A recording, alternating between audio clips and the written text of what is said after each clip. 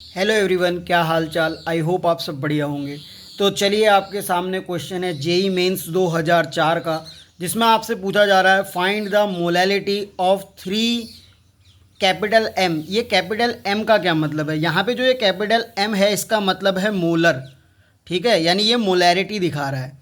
तो आपके सामने क्वेश्चन ये है कि find the molality of 3 molar aqueous solution of NaOH with density 1.2 gram ml पर ml।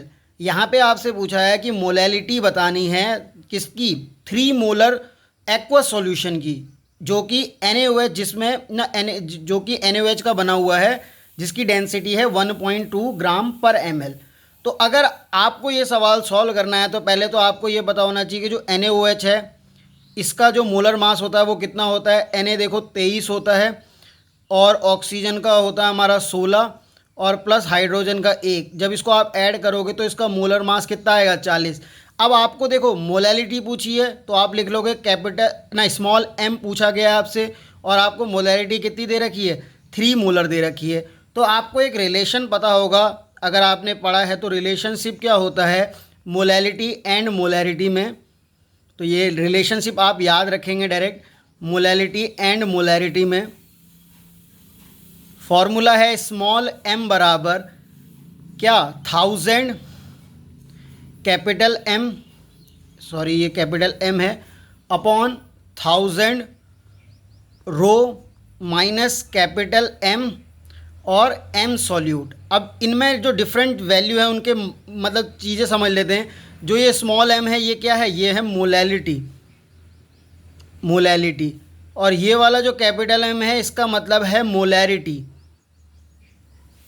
और जो ये वाला इस कैपिटल M है इसका भी मतलब मोलैरिटी है, और ये जो है ये इसका मतलब है मोलर मास ऑफ सॉल्यूट। और ये जो रो है ये क्या है? Density of solution. तो वैल्यू को पुट कर दो यहाँ पे। क्या वैल्यू पुट करने पे क्या आएगा? देखो स्मॉल m आपको पूछा है, इसको एज इट इज़ रख लेंगे, यानी स्मॉल m बराबर 1000, कैपिटल M की वैल्यू आपके पास 3 है, अपॉन 1000 इंटू डेंसिटी आपको ये 1000 है 1.2 माइनस 3 इंटू 40। तो जब आप स्मॉल m लिखोगे तो ये कितना आ जाएगा? ये आ जाएगा 3000, अपॉन ये जब आप इसको मल्टीप्लाई करोगे तो ये आ जाएगा 1200 माइनस 120। तो यहाँ से देखो आप ये कर सकते हो कि ज़ीरो नहीं, सॉरी ये गलत हो जाएगा, ऐसे नहीं, 3000 अपॉन 1200 माइनस 20 करोगे, यानी 120 करोगे, सॉरी। तो जब आप इसको सॉल्व करोगे तो आपका आंसर आ जाएगा 2.8 मोलल। तो इस तरह से आपका ये आंसर आएगा। तो आप चेक कर सकते हो, क्वेश्चन था कि find the molality of a 3 molar aqueous solution, जो कि NaOH जिसकी डेंसिटी 1.2 पर ग्राम पर ml दे रखी थी, कि जेई मेंस 2004 का क्वेश्चन था ये। तो इसमें आपको सिंपली ये करना था कि मोलैलिटी और मोलैरिटी में रिलेशनशिप पता होना चाहिए, उसके बाद ये क्वेश्चन सॉल्व हो जाएगा। तो थैंक यू, इसी तरह से मिलते हैं नेक्स्ट क्वेश्चन में।